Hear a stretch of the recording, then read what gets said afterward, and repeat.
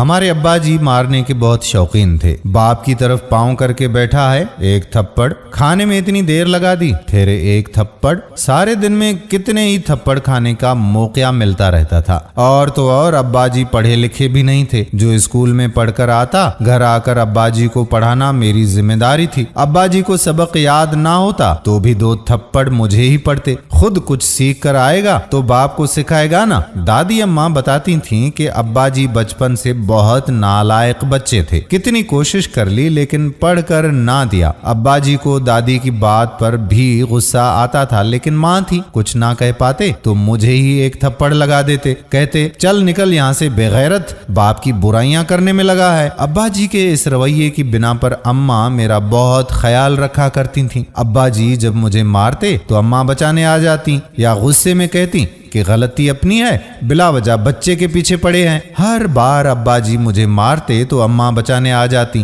ایک دن میں نے سوچا کہ ابا مارتے ہیں تو اماں بچاتی ہیں، جب اماں ماریں گی تو ابا جی کیا کریں گے؟ یہ دیکھنے کے لیے میں نے اماں کے جہیز کی بیڈ پر زور سے چھلانگ لگائی۔ بیڈ پہلے ہی قبر میں پاؤں لٹکائے بیٹھا تھا، ایسا دھکا لگنے پر اندر جا گرنا لازمی ٹھہرا۔ اپنے جہیز کا گلاس توڑ دینے پر اماں ابا کو بھی ان کی نانی یاد دلا دیتی تھیں، تو بیڈ کی شہادت پر مجھے تھپڑ پڑنا لازم تھا۔ لیکن اس سے پہلے کہ اماں غصے میں آ کر میرے 2 تھپڑ لگاتی، ابا جی زور سے ہنسے اور مذاقاً بولے، لے آج تیرے نانا کی آخری نشانی بھی گئی۔ پیسہ بہت تھا لیکن کنجوس اتنے کہ بیٹی کے جہیز میں بھی ڈنڈی مار گئے۔ اماں غصے سے بل کھا کر ابا جی کی طرف مڑی، انہیں اس جملے کے ایک ایک لفظ سے لے کر ابا جی کی ہنسی تک پر اعتراض تھا۔ ظاہر سی بات ہے، نانا کی سب سے بڑی جیتی جاگتی نشانی یعنی میری اماں کے سامنے کس کی مجال ہوئی کہ ان کے والد کی شان میں گستاخی کرے، چاہے وہ ان کا مجازی خدا ہی کیوں نہ ہو۔ اماں بہشتی زیور میں پڑھے صبر برداشت کے سارے اسباق بھولے، وہ گرجیں وہ برسیں کہ ابا جی بھی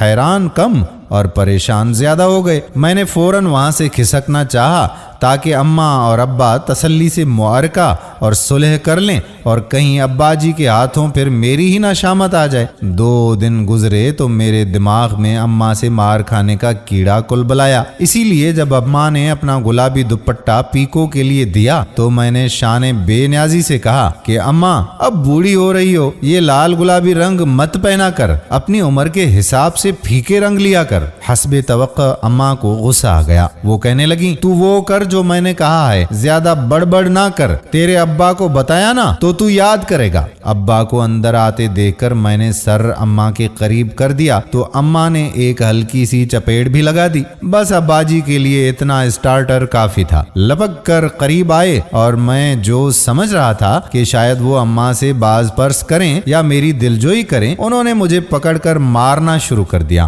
ماں سے بدتمیزی کرتا ہے، شرم ہے تجھے کچھ؟ اور تو جو مرضی کرتا رہے، کبھی میں نے کچھ نہیں کہا لیکن ماں سے بدتمیزی؟ اتنی نیک سونی تیری ماں تیرے لاڈ اٹھا اٹھا کر تھکتی نہیں اور تو اس کے آگے زبان چلاتا ہے۔ میں مار کھاتا حسب سابق مدد کے لیے اماں کو دیکھ رہا تھا اور اماں ہکا بکا کھڑی تھی۔ اس نے کبھی خواب میں بھی نہیں سوچا تھا کہ ابا اس کے لیے اتنا حساس ہوگا، اتنا مان سمان، اتنا پیار، اتنا احترام۔ مجھے پڑھنے والا ہر تھپڑ ماں کی حیثیت میں اضافہ کر رہا تھا، وہ ہواؤں میں اڑ رہی تھی۔ مجھے بچانا اسے یاد ہی نہیں آیا اور مار کھاتے کھاتے میں نے یہ جان لیا تھا کہ دنیا میں جو چاہے کرتے رہو لیکن کبھی ماں کے ادب میں کمی مت کرنا۔ ماں سے پنگا لینے والوں کو نہ تو اللہ معاف کرتا ہے اور نہ ہی ابا جی۔ دوستو، امید کرتے ہیں کہ ہماری آج کی کہانی آپ کو پسند ضرور آئی ہوگی اور اپنے دوستوں کے ساتھ اسے شیئر بھی کریں گے۔ آنے والی ویڈیو تک اپنے میزبان قادر بخش کلہوڑوں کو اجازت دیجیے۔ اللہ